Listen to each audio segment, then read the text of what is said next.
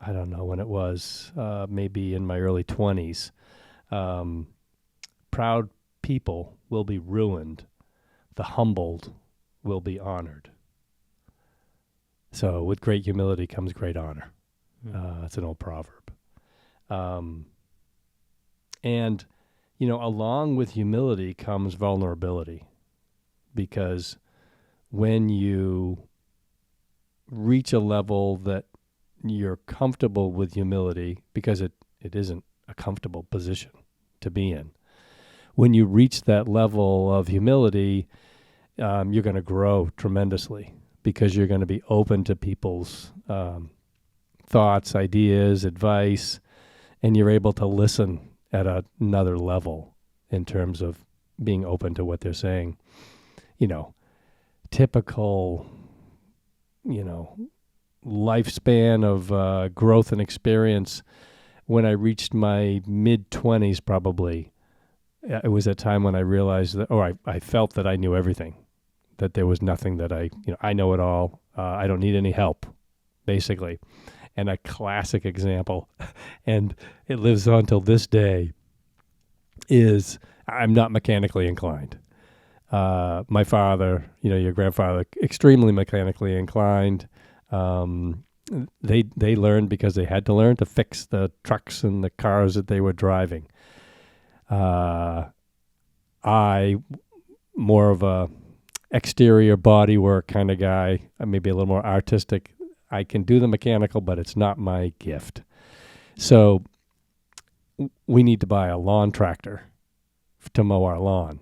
And we didn't have much money, so your mother is really driven towards buying new, and we didn't have the money to buy something new, so we were going to buy a used one. Well, I searched around, and I found one in Gardner, Maine, I think is where it was. So I took your grandfather with me to go check it out, and really I was going with a pickup truck, and I was going to pick it up and bring it home. I was going to buy it. Well, we went up there and we started it up, and we're listening to it run, and your grandfather said, "Geez, what's a ticking? You got a ticking noise in there, Rick. What is that?"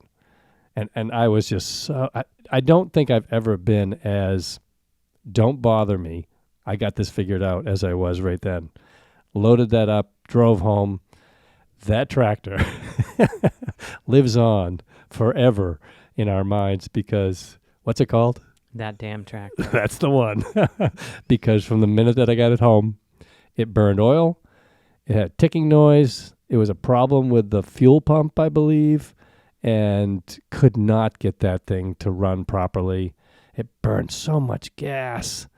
And, if I had just listened to my father, and because I knew he was right, but I was just going to force my right will upon the situation. And, the humility came every single time I'd go out to try to start it. I worked on it. I wasn't going to quit. It was the other thing. I would make this right. I tore the engine apart. I had Uncle Mike come and help me with the engine. We did everything that we could. I'm sure we could have fixed it. However, it reached a point where cut the ties, get it out of here, sell it, and move on.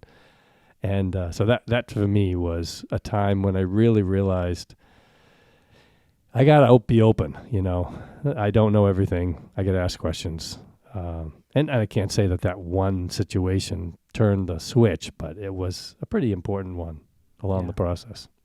You have two examples of humility, one being when you were little and decided that humility was the kind of compass heading that you wanted to choose for your life.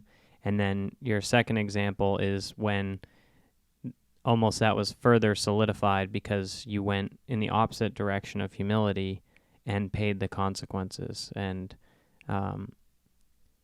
we can talk about like what humility is, but that's kind of the why of humility. Like you said, there's lots of scripture or proverbs about, those who are humble will be honored and those who are proud will be, despised or put down or humbled. Humbled.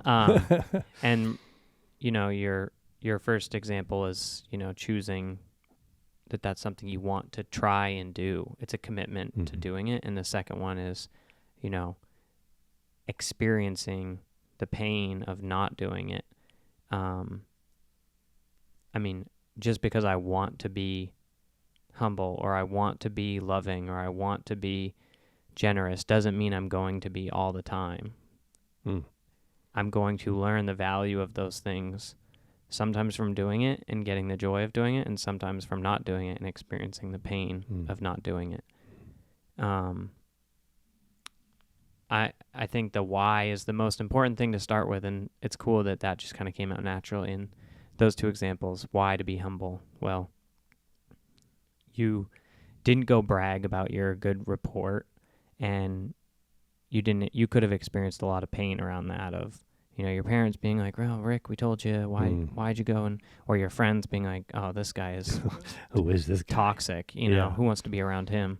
In the second example, you highlight the pain. Every time you started that tractor, we all have that example of something that we've held on to too long. Everyone told us, don't do that. For me, a great example is when I bought my first house, and I went into every single room and messed it up.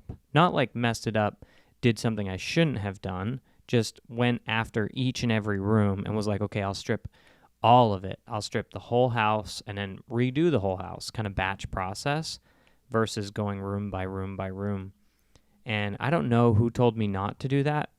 I'm sure more than one person did, because in my head it was like, I should have listened. I don't remember anyone telling me, why don't you just start with one room, start with the kitchen, once you get that done, or whatever it would be. And I was like, that's crazy. Like, I know what I'm doing. But you know how to do something, but you don't know the sequencing or whatever it is. So I think it's good to talk about the why for being humble. I think the how and the what, of like, how does one be humble? What does it look like to be humble? The brass tacks, where the rubber meets the road on being humble, is something we can talk about also. Well, and the why for me, yes, my youthful experience, the tractor experience, and also, I guess all throughout those, but again, a real heightened focus when your kids were born, and how, because example, we lead by example in everything, and how would you see me in front of others? Either, how can we consider ourselves any better than the man, woman, person next to us? We don't know where they're really at. And, just realizing that, or trying to level up with people, or even level down a little bit from people, so that they can then open up and they can share. They'll be willing to share. You'll gain their trust. So the why really became, again, more solidified when your kids were born, and how would you see me acting out with other people? Whether it's the guy that owns the company and not trying to be too swooned by the CEO of a company, or some famous athlete that we might have been able to meet during your kids' time in school. Just trying to level down a little bit when you're with those people. Be calm. Don't get excited. So that had an awful lot to do with the why for me. It's interesting to think about. I think about the example that you were for us, and I don't think about it. I don't analyze it at all. Like, maybe we met this athlete, and you weren't like, freaking out or whatever. Or like watching sports, you were always like, I'd rather just do it than be a fan. Or, there's a million examples. I don't need to go into all of them. It's funny to think about. I just kind of was like, oh, that's the way my dad was. And so that rubbed off on me. And to think about how much more intentional that was for you to kind of curate yourself for me, and and my siblings, that it was a lot more intentional than I kind of thought it was. I kind of just assumed everything was the way that you were, Sure. the way that, your person, and a lot of it, I'm sure 80% of it, if you were this, it was because you were just that. If you were that, it was because you were just that. But it is interesting to think about, like, oh, wow, a lot of these things were more intentional than I thought. And as I think about, the prospect of having kids myself, it's like, oh, man, I'm definitely going to curate myself very hard for my kids because I became who you tried to be, and my kids will become who I'm trying to be. And that's how we get better each time, That's each exactly generation right. is you're trying to be a better version of yourself, which creates a kid or a young adult that's just naturally starting from that point with a little head start, with a little juice. Riding on your Cool. shoulders. Right, yeah, exactly. Yeah, on your shoulders. Yeah. Yeah. Okay. So, and to carry that back another step, I remember your grandfather. I mean, he definitely exemplified this for me. And particularly, I always remember we'd go to a gas station. And this is back in the day when you pump your own gas. You didn't pump You did not pump your own gas. There were attendants that came out. How may I help you? They'd wash the windows and they'd pump gas. Well, your grandfather would get out of the car every time and make a connection with that person. And they'd have a conversation. Sometimes he'd just talk with the attendant, or he'd go inside sometimes too, and he'd talk with the people that, were inside the gas station. But he always made a point of doing that. And that was really profound with me, that he didn't just sit in the car, have this person pump gas, and then drive off. He would get out, and that was his way of leveling up or leveling down with that particular person. Kind of meeting that person where they were Meeting where they were at. Yeah, exactly right. Well said. Do you think that he did that because that was natural for him, or do you think I imagine if I were to go do that today, my version of that would be getting my gas pumped at Burt's, and they pump it for you there still, and not being on my phone, engaging the person. I'm definitely not getting out. Not that I wouldn't, right? But that's not the protocol currently. Right. So I imagine if I were to go through that extra step, that I'm doing that because I believe it to be the right thing to do and treat people with dignity and respect. And yeah, because you can imagine how many people come in and get gas at Burt's, which is full service. They're on their phone. They're distracted. They're not paying attention to the person. They're barely giving the person what they need. Right. And then, they pull off and they're gone. So, yeah. People deserve respect. Yeah. But you think that was an intentional... I think it was definitely intentional. And I think I would, if I asked him, I wouldn't be surprised if it's not something that he learned from his father as well, because he was a very humble man. And, were they wealthy people? No, they were. And especially, I guess, also, we're looking at people that grew up during the Depression, the Great Depression. So a lot of people struggled and suffered, a lot through that period of time. And in the World War II as well, a lot of sacrifices had to be made. And that connected people, in a way that was, we could use more of that today. Yeah. Well, the Great Depression is interesting because not everybody, there were people that did well during that, but for the most part, most Americans suffered during that time relative to their previous standard of living, and everyone kind of got knocked down a few pegs at least. And so I used to work with a awesome Indian gentleman in Athens, Georgia, and we would sit and just talk for hours about life and money and business and anything, family.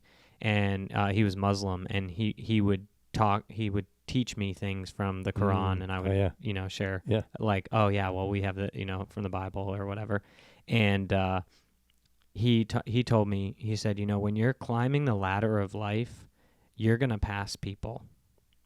And as you're climbing up, you're going to see people and you're going to go by people. And you never know when you're going to have to come back down the ladder. And he's like, and everyone will remember how you treated them on the way up. So if you kick people on the way up, you're climbing of the ladder, and then you have to come back down, they're going to remember how you treated them. And that's stuck with me ever since, that when any success you have in life, it doesn't have to be monumental or whatever, any success, that continuing to treat people that haven't had the same success, or that you can't see that they've had the same success. Because there's so much of it is just a perception. Right. The person pumping your gas or bagging your groceries or any job that doesn't look like it makes a lot of money, that you have no idea how successful that person is, because they could do it if they did it with a smile and enjoyed it, 40 hours a week, and they love to buy whatever with their extra money, and they live simply, and they're a minimalist, and that brings them so much joy. You have no idea what someone has going on, and that's just a great reminder that, and then you talk to the person who you just look up to because they're so successful, and they make 6 or 7 figures a year, and they seem to have everything. Hate their life. Yeah. And not that that's the case for, a lot of people struggling in low-income jobs are not happy. And a lot of people with successful jobs are happy. There are, a lot of exceptions on either side. And, that's why treating people the same, which is biblical, is, no matter how wealthy someone is, treat them the same way you would treat someone who has no money to their name. Yeah. Well, and you look at Jesus and who did he go to serve? It was the sick, it was the infirmed, it was the poor, the outcast, the marginalized. It wasn't to go serve the wealthy, the educated. He went into the lower levels and humbled himself throughout all that process. And there's something to be said for humility and humor, and being able to. I think as you grow in humility, you start to grow in your ability to laugh at yourself, and again, not self-deprecating, not at your expense, or not at the expense of another person. The tractor. I mean, I can laugh about that. There's a ting of pain left, a pint of pain left there, but overall, that's a laughable experience. And the other interesting thing is that humor, like humility, comes from the same root word in Latin, and it's the word for humanity. The lowly earth is the source of all 3 words: humor, humility, and humanity. Is it any surprise that we must have a sense of humility to be able to laugh at ourselves, and that laughter reminds us of our shared humanity? I couldn't find out where that came from. I found it in a couple of different places. Yeah. That's good. And it's almost like we're trying to pretend in our mind or in the public square that we're somehow not human, that we're perfect, and we're like the one person that has it all together. You are right. And we're fighting with a constant, me personally, I can say, constantly fighting for the need to look good and to be right. That, I want that. I don't want to, no break in the exterior. I got this all covered. Everything is good. And at the same time, that's a battle, because that's not how it always is. And when confronted, or when the opportunity arises, the more you practice that humility, the better you'll be. And, what is to me, if something happens and it's humbling, you recognize it as a potential for humility. One of the first things that I will say is, I'm sorry. Can you tell me more? Did I start that way? No, but I have learned over time that, if somebody has an issue, they are feeling wronged. And maybe I'm at fault, maybe it's something else, but, I'm sorry. And learning to say I'm sorry without a but or some type of disclaimer. I'm sorry. I won't do it again, is much better than I'm sorry, but I really thought you were thinking this. Yesterday was our wedding anniversary, and I bought a couple of little, I wouldn't normally do this, but I was at the bakery, and I bought a couple bakery goods and brought them home.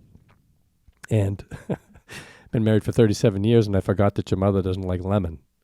I bought a lemon dessert. I'm sorry. Yeah. I won't forget that. Yeah. Yeah. Another, I think it's interesting when you say people want to look good and be right. It's funny that there's two things there, because I don't want to say I don't care about being right, because I do.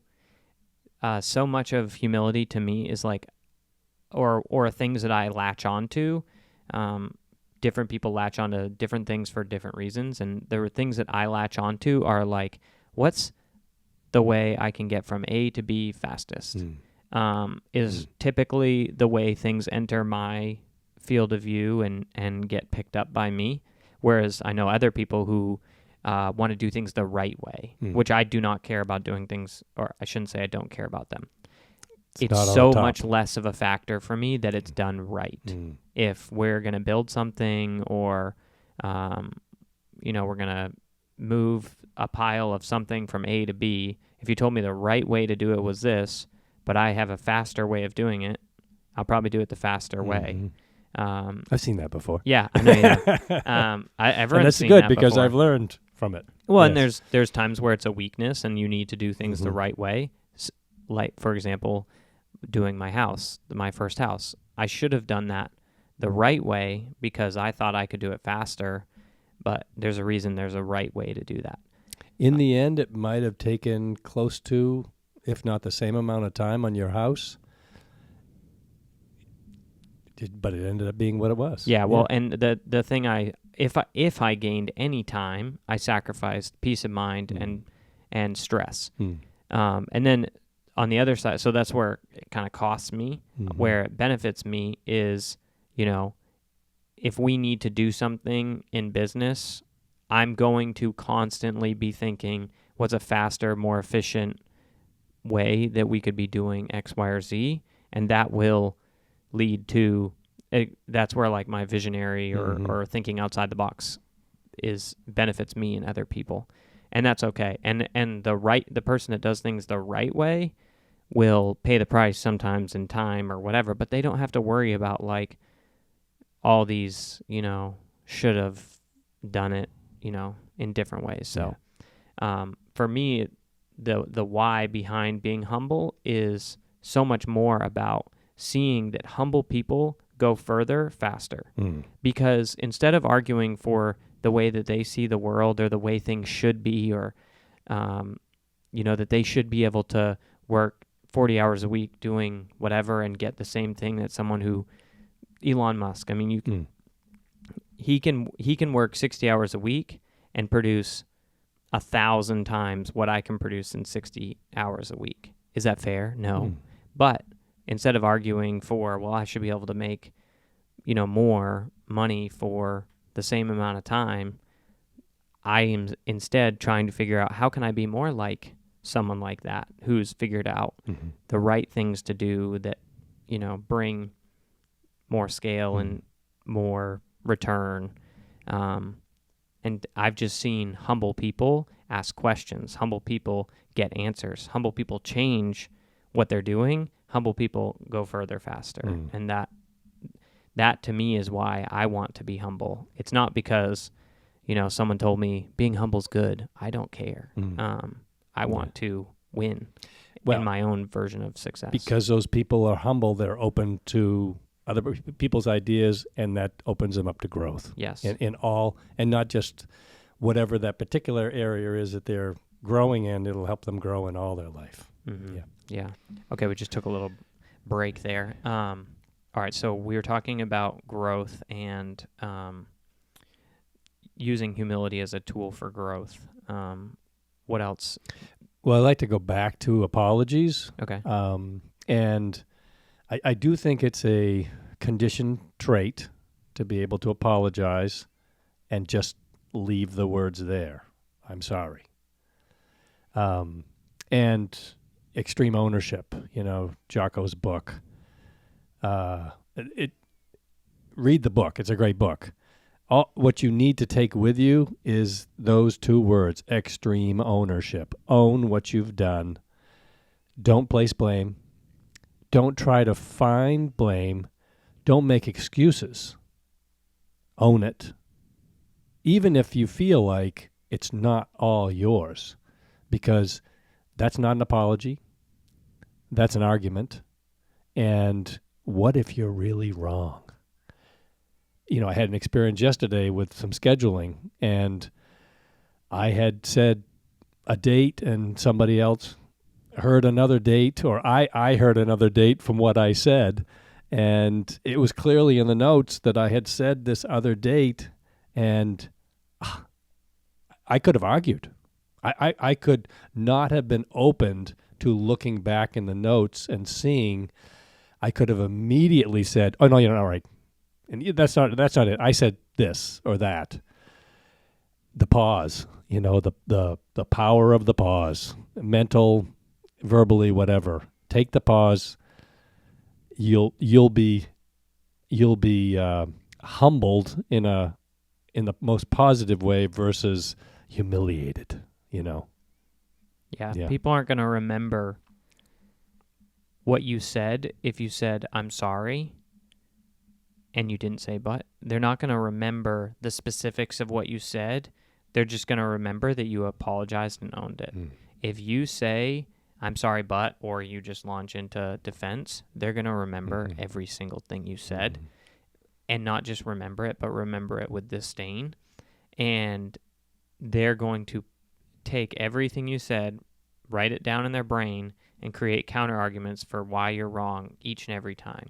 If you're trying to work with someone and I know this from my own experience because I don't always take extreme ownership. It's kind of like the tractor thing. It's like you really learn the value of something when you don't do it. Yeah. And when I read that book, it was a nightmare for like a year or two trying to figure out how to integrate extreme ownership into my life. There was, don't take extreme ownership if you are not, don't fake it until you make it. You have to actually own it in order for it to work, in order for it to be effective. Or don't try and make someone else take extreme ownership and say, well, you're not owning your part of this. It's like, well, that's not for you to worry about. That person's is on their own journey and going to start owning their own parts of things whenever that happens for them. The best way that they're going to learn how to do that is watching you do it successfully. Not by you telling them, hey, there's this great book and you would really benefit from listening to it because you're a terrible person. They're going to get nothing out of that. So, yeah, I think that's something that it's not easy to do. I'm not good at it. I wouldn't say oh, yeah, I've got this dialed at this point. The times that I do it, I'm like, oh, man, dodge that bullet. Or what an opportunity to win someone's trust by, the two fastest ways to build trust, especially in our industry, is tell someone that you don't think they should buy a property and admit when you're wrong. Because... And to say, I don't know. Oh, yeah, Those I are don't three know. things. Yeah, let me get you the answer to that. I can find the answer. Yeah. And that's not unique to our industry. You can apply those things in anything. If you're a salesperson or an engineer, maybe doctors are the only people that, but even then it's like, a surgeon's going to know what a surgeon needs to know. pediatrician, if they don't know the answer to something, we don't expect a pediatrician to know, to be Dr. House, We want them to take care of our children in the ways that, is kind of like common cold, when do you give them an NSAID? When do you not? Whatever the little things are. As soon as it goes above that, totally acceptable for them to say, I don't know what's going on here. Let me call, a friend who's a skin specialist or, whatever. So, yeah. And I think that's the magic, is the ability to say, I'm sorry, the ability to say, I don't know, and the follow-up to that. What is it? The best thing, I think, is oftentimes a question. Why? I'm sorry. Why do you feel that way? Or I'm sorry that this happened. And also, what is next? What is the next thing that you're going to do? Meaning, you've said you're sorry. You said, I don't know. What is the next statement? Because if you say, I don't know, well, that's great. It certainly is the right thing to say. I don't know, but I'm going to find this out and I will get back to you. I don't know. I'm going to ask so-and-so. I'm sorry. Can you tell me more about what's just happened? I think those are having a next step, always a next step, but especially in this case of humility. Yeah. Really important. I think in the I'm sorry example, one of the things that I have experienced in the tractor side of things is not holding space for people's pain. For whatever reason, that's difficult for me. Whereas, like, I'll watch other people. There are personality types where, like, they thrive on, like, being there for someone and letting that person sit in their pain. I'm like, hey, time is ticking. Life is short. Let's have fun. Get over it. And, like, let's move on. And that's the way I deal with pain is I'm like, you know what? Life's too short to hold on to this. I'm just going to let it go, or talk to someone about it for 30 seconds and be like, great, let's have fun. Let's laugh. Let's do something. Let's move forward. The cost on that is I am not natural at being there and holding space for people's emotions or pain or frustration. And so my natural inclination is like, I'm sorry. Now let's move on. It's like, no, like you said, ask the question, and to me, it's like, why are we digging up like what caused this person pain? That's not what's happening. You're allowing the pain to kind of rise, off of the person. Whereas if you try and move on too quickly, you're wrapping them in plastic and sticking it to them. Yeah. It can't filter out. Right. Yeah. And then you're going to try and interact with that person later, and they stink because the pain has been stuck to them that whole time. Whereas if you let it kind of rise off of them and sat in it and, let it, radiate off them, it stinks in the moment, but it's going to stink a lot worse later. So, and the other thing is, the more you practice this, when do these situations usually arise? Is it a calm, easy kind of conversation? A lot of times it's not. It's, and the example that I'm thinking about is with you, when you, college, maybe high school, college, I guess, girlfriend, and you'd been dating for a while, and then you came to a conclusion that you were going to break up, and you had just broken up. And I can remember standing upstairs in the bedrooms upstairs, and you told me, and, heat of the moment, talk about not giving space. Do you remember what I said? no. Well, good. See,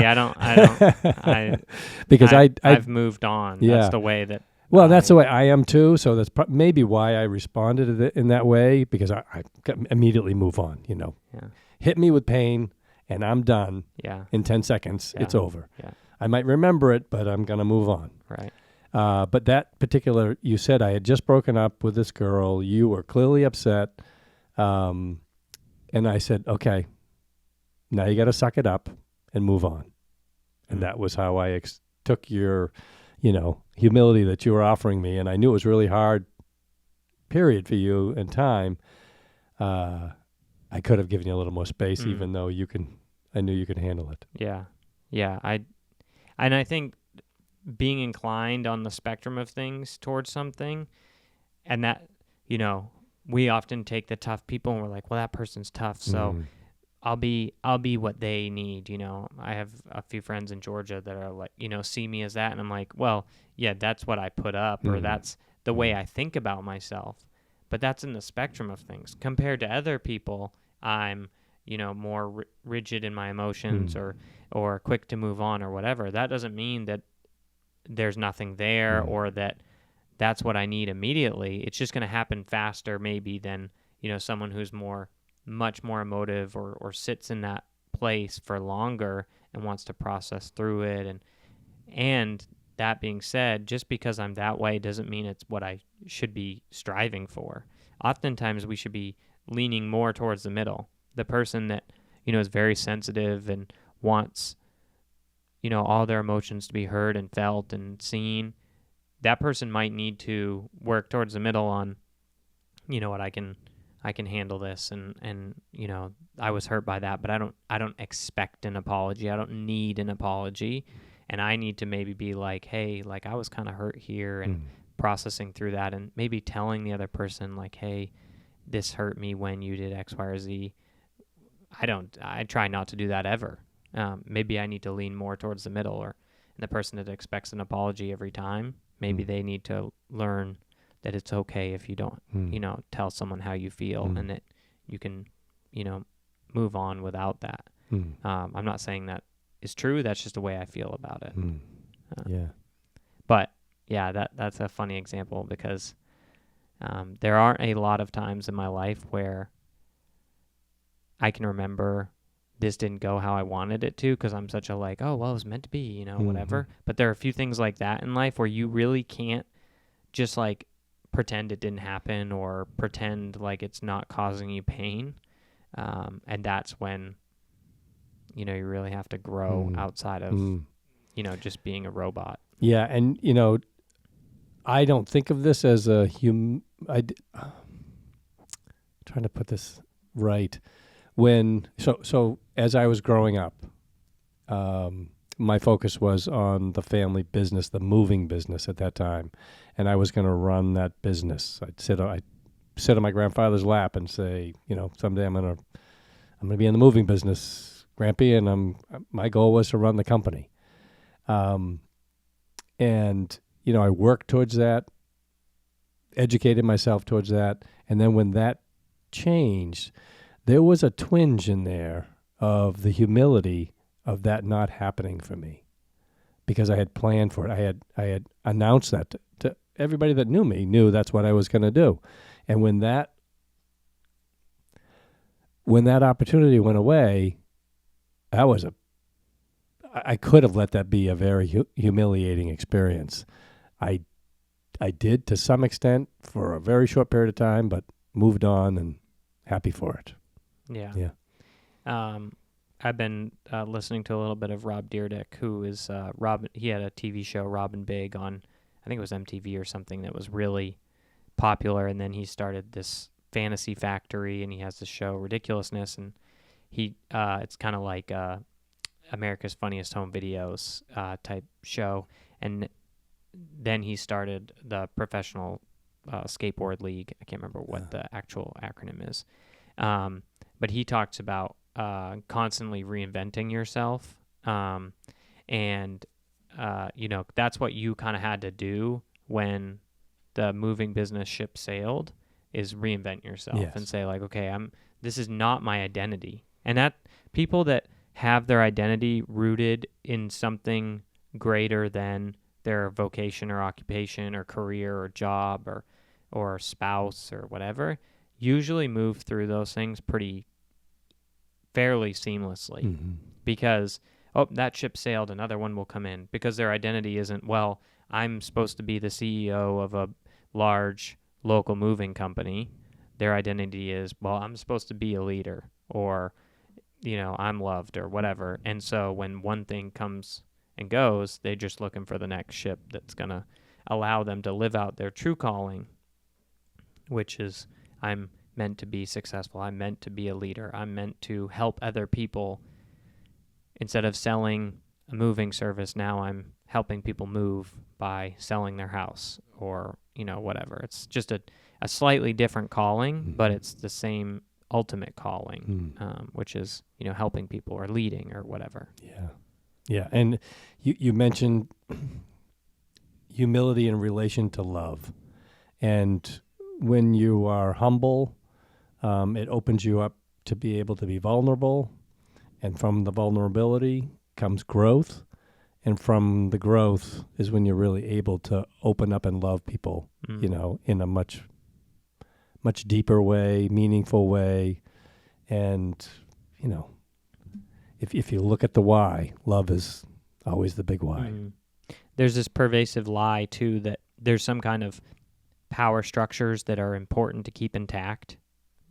Boss, employee, parent, child, husband, wife, older friend, younger friend, mentor, mentee, where if something goes wrong from top to bottom, that somehow can't be acknowledged, or you have to be really sensitive about, like, well, if you apologize, you're admitting you're wrong, and there's like some crazy ideas going on out there about, like, well, don't ever apologize to your employees because it upsets the power dynamic and they'll get, I think is crazy. And I think that the people that are, proposing or propagating those lies are just really insecure. And I've watched and gained so much more respect and wanted to do more for bosses, parents, mentors that reach down and say, hey, I was wrong here. I'm sorry. This is what should have happened. This is what I'm going to do in the future. And that just makes me want to do more for those people. And so I think it's really important to acknowledge that. One thing that I remember growing up is the few times, probably a lot more than other kids experienced, if I had to guess, you guys apologizing to us as parents and saying, hey, I shouldn't have done this. I got angry, or I didn't pick you up, or whatever the thing was. That never happened, but whatever the thing was that went wrong. I mean, you have a child for 18 years and you didn't do anything wrong. Come on. I mean, you guys probably didn't apologize as much as you should have. And I'm not saying that as a judgment, just like you cannot number the number of things that probably you guys did wrong, that you felt, whatever. I'll do the same thing to my kids and them to their kids. And but taking that's all part of that humility, right. Knowing, doing the best that you can with what you have to work with, because that's all we can do. Everybody is doing the best that they can at that particular time with what they have to work with. And the goal is for that not to not hit the ceiling, to break through and continue to be the best at where you are, and doing the best of what you got to work with at another level each time. Constantly be making improvement. Yeah. I think that's something that parents expect their kids to apologize to each other or apologize to them. It's like, okay, well, have you showed them how to apologize? And I'm not saying that parents are doing a bad job. I'm not a parent, so it's just, if you want to see that in your kids, you got to show them. Yeah. I know that because any amount that I have is because I was shown, this is how you do it. One of my favorite friends and employers and mentors is Clint Watson, who owns Creed Fitness, and they're in Watkinsville in Athens, Georgia. And Clint was one of the first people that I ever met that was totally transparent about everything that he had going wrong. And he was successful and well put together, but he wasn't afraid to say, like, oh man, I am terrible at this, or I really dropped the ball here, and he would just own stuff that I was like, man, I was so hungry for that, because I was trying to do the opposite, which was like, shore up my weaknesses, cover up where I'd done wrong. Sure. And it was so refreshing, and it was like, oh man, you can be like broken and like be okay with that and admit it, and encourage other, and then it encouraged me to be like that. So I was like, okay, if I'm hiding everything, I'm teaching other people to hide their stuff too, which causes us so much existential dread and pain. And So that really, and I'm not saying I'm good at it by any means. I have a great example. I have a few great examples, and I'm like really striving towards, okay, this is where, I did not have or do not have everything put together. So that's pretty powerful to be vulnerable, like you said. Well, and I think of, again, back to sports, we started talking about it a little bit in the beginning, and I watch especially professional sports because it seems to be more prevalent there, and it does filter its way down because I think it comes from top down. I watch athletes when they do something of significance and how they handle it. And I seem to see more of it now, maybe just because I'm tuned into it more, but I seem to see more and more that they are, how do I say this? They're what they're feeling inside is on the outside. And it's a lot of me pointing, not all the time, but many times it's, I just did that. I did that. You'll also, I guess the thing is, that's okay. It's when it prolongs and there's a dance and it's a little condescending, I think, to the other people that are on the other team or your own team for you to all of a sudden single yourself out that, I just made this amazing play when in fact, if we're talking about a football game, the center and the right guard who, blocked Yeah. so you could run up to the middle and get 20 yards or a touchdown. Yeah. That's not just you. Right. That's everybody. Yeah. And I do struggle with that a lot. I'm seeing more and more of it. And I don't know how that's going to go in the long run. Well, I just was on Instagram the other day and saw this video of this third grade basketball team, and these kids are like hands in the air, like after shooting a 3-pointer or a longer field goal, they're like celebrating as if they are LeBron James in the NBA and they're trying to sell sneakers, and that's what these kids are doing. They're watching the NBA, and college has gone a lot this way too. And they're like, okay, yeah, I'm going to do this too. And to no fault for an 8-year-old to be like, I'm going to do what everyone else in the world does. People do what people see. It really, and I love to read comments because I like to see how people are responding to something I'm also seeing. I never comment, but I always read them. And I would say 9 out of 10 people were like, this is what's wrong with professional sports or college sports. They need to stop this because it's gone down to the lowest level because of that. And maybe 1 out of 10 was like, I see nothing wrong with this, which I can understand that person too, because maybe they're thinking what I said, which was, of course third graders are doing this because they're seeing this. My hesitation is, should they be seeing this?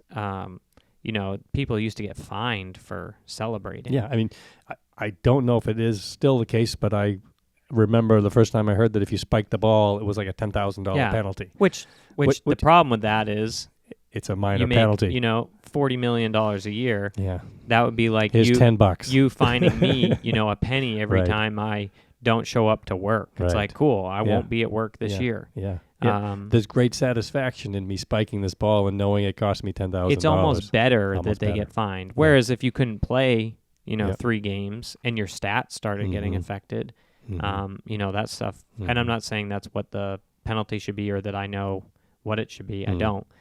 I'm sure you could set it up so that the problem is there's no incentive for the NFL or any sports organization to do that because people want to watch. I mean, the WWE is professional wrestling is a great example that people want to watch a show more than they want to watch a fair event. I mean, how many comments? I didn't watch the Super Bowl and I don't watch professional football. How many people were debating whether the last call, which I don't even know what happened, was, this or that. It's like it just helps their ratings when the refs throw a game. Yeah. It doesn't make it worse. It makes it better. And people want to watch a show. So I like you struggle with the should we be focusing on this? Does it really matter? To me, in the grand scheme of things go to a point and then they just drive themselves off their own cliff. The more of a circus professional sports become, the less people want to watch a show, but the further it goes towards professional wrestling, it just kind of falls off, or politics, or the news just being totally, chaos and it not reflecting life at all. People just stop tuning in, or it becomes biased or whatever. It's like, okay, people are dying for authenticity. They're dying to hear someone say, I don't have all the answers. They're dying to hear someone apologize when they're wrong. They're dying to see humble people expressing their humanity, not pretending they're a god or a saint. And, that for me, and I don't think I'm pretty sure I'm not an outlier. That is why long-form discussion like this or podcasts, people don't want a 3-minute soundbite that's everything scripted, and they're dying for real life. Right. Yeah, because in those scripted, 2 or 3 sentence statements, they're tainted with sensationalism. Yeah. And they're just crafted in such a way that how can we expose to as many people as possible? We could go on a tangent about that for a little while. One thing I do want to say about doing a podcast is that it has been really humbling for me, because the way we do this, we try not to cut anything out. And there are times where I've said things that, maybe I'm externally processing, or maybe it's not really a great representation of what I actually believe, because I lack the communication skills or words or whatever to express them accurately, or it's something I'm learning, so I kind of play with it, and then I listen to the podcast later, and I'm like, as I'm editing, and I'm like, oh gosh, like I can't believe I said that, and I almost want to be like, hey, like let's not release this episode, or let's cut this bit, or whatever. And it's so important for me to be okay with like part of myself living out there in potential eternity that is not perfect. And it's been really good to kind of round my edges of like, wow, I'm going to put myself out there, and it's not always going to be perfect, and that's okay. And not worrying about, what people think as much. Well, that comes from great humility. Yeah. Yeah. But like you said, it's a conditioned, learned skill. It's not, you're not just like humble. You have to mess up a ton and be like, you know what? It's okay. And the only way you learn that, you know what? It's okay is watching other people mess up and go, you know what? It's okay. And sometimes you show me, and sometimes I show you, and sometimes, like we see these examples pop up all over the place, and we're like, yeah, let's aim towards that. And we, a lot of times we don't want to aim towards that. And then we see an example of it pop up, and we're like, oh yeah, that's what I want to do. Yeah, right. Exactly. How can you surround yourself with people, events, information that cause you to say, that's the humility I want to show. That's and that's the majority of what you get for information exposed to. And over here are the occasional times where you say, oh, and that's not what I want. Yes. And I will say, back to the professional sports, that there are a ton of people out there who are extremely humble, who, aren't raising their hands or aren't jumping up and down or pointing at me. And so there are great examples to watch. The challenge is the focus on the we have on the negative. Yeah. And we just need to spotlight humble people more. Spotlight people that are, okay with their imperfections more. And my favorite negative example in professional sports is when a team is down and a defensive player will make a stop, or an offensive player will make a successful offensive play, and they will celebrate. And it's like, you are literally losing the game. Right. But they have gone so with the sport that they just got 20 yards to add to their stats. But what they fail to see is like, hey, their team is down. Mm. And maybe there's something to like the energy of a game and, you know, pumping everybody up and like, yeah, we can do this, you know, that I never really was big into team sports. So for me, it just, like, I can't even watch them for like, I mean, especially soccer, watching people dive or basketball too. There's a lot of diving. Whereas I did sports like skateboarding and snowboarding that were like, skateboarding is the most skateboarding, rugby, and hockey are the most painful, and fighting are the most painful sports you can do. And those people like take hits, fall, get hurt, get up, do it again, get up, do it again, over and over and over again. So watching anyone dive just, you know, kills me. But I can understand that there's more going on there than, you know, I'm probably attuned to. Yeah. That there's a team dynamic of energy and positivity and, you know, and that has its own chemistry that, you know, you're trying to balance out because it can just elevate, you know, from one or two people and all of a sudden, you know, oh, wait, we didn't really mean to do that. Right. Yeah. So any last words about humility? I guess I would just go back to the fact that humility will drive vulnerability, which will drive growth, which will allow you to love in a better way. And, you know, having a servant's heart and serving others, all in that bucket of important ingredients that when you put them all together, you're a better person. Yeah, at the end of it. And I would like to throw a quote in at the end here. Not related to humility a great deal, but I did hear this from someone the other day, and it just really struck me. The idea is to die young as late as possible. So the idea is to die young as late as possible. It's a quote by Ashley Montague. Yeah. I told someone that the other night. They had heard the quote before because you had brought it up on Monday. Yeah. And that's pretty much sums up how I want to live my life. Yeah.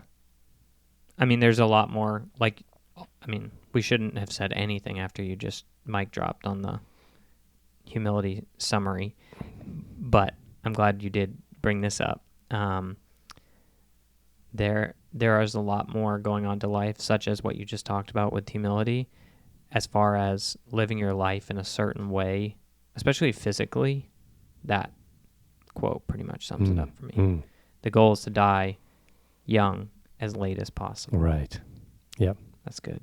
Yes. Anything else? That's good. Awesome. Okay. Love you, Dad. Love you, guy. Thanks.